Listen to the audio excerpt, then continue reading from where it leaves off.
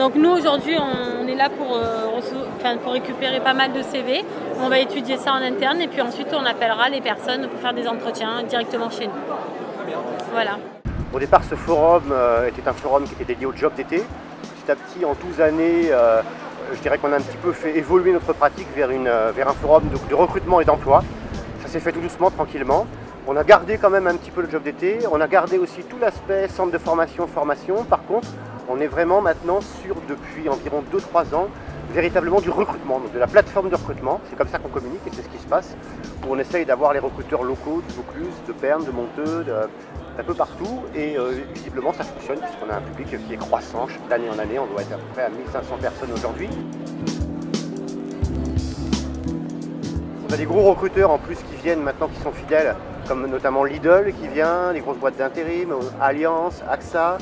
Et on a également effectivement tous nos partenaires institutionnels, Pôle emploi, qui nous aident justement sur ce forum à véritablement contacter les demandeurs d'emploi, nous aident d'un point de vue très pratique à mettre en place ce forum, nous amène aussi quelques entreprises et la mission locale jeune évidemment qui est un apport intéressant. Cette année aussi, ce qui a évolué, c'est qu'on a pour tradition de mettre en place un plateau d'intervenants, plateau d'intervention.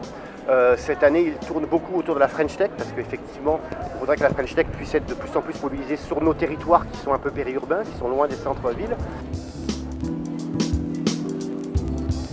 Et ce qui revient depuis une douzaine d'années, c'est que les gens trouvent du travail, c'est évident, hein, même beaucoup trouvent du travail, mais qu'il y a également pour les gens cette opportunité de trouver des pistes de construction d'un projet. Donc ça peut être des pistes de formation ou des pistes d'emploi, ou effectivement revoir leur CV.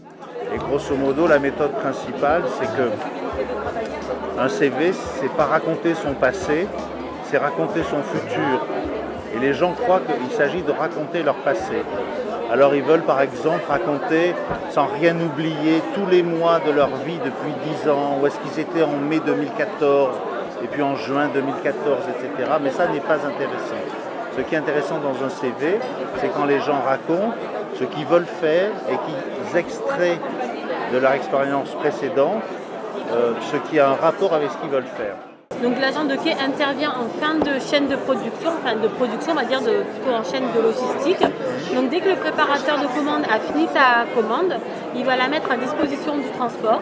Ce qui revient depuis donc, toutes ces années, c'est effectivement les gens qui viennent pour faire des rencontres. La rencontre directe avec l'employeur, avec le centre de formation, avec des professionnels, avec le monde de l'entreprise. Donc c'est le retour qu'on a.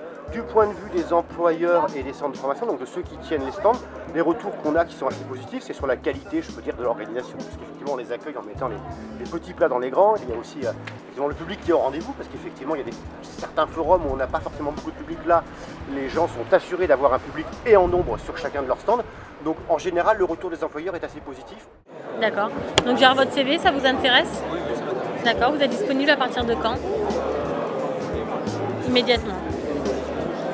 Très bien.